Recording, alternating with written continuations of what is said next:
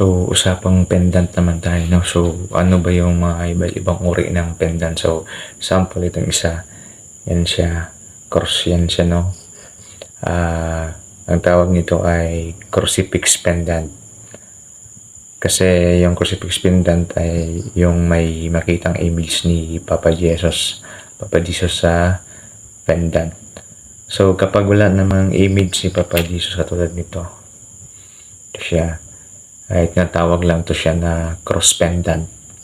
So, ang pinag-iiba nilang dalawa sa crucifix tsaka sa cross pendant, kapag crucifix ay merong image ni Papa Jesus, tapos yung cross pendant naman ay walang image ni Papa Jesus. So, papakita ko sa inyo ng malapitan, no?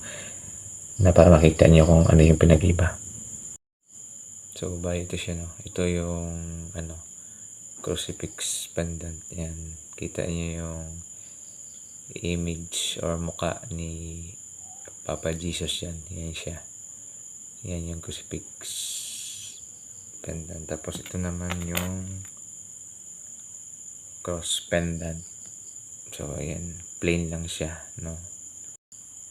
Yan, muka or image ni Papa Jesus. Yan siya yung cross pendant.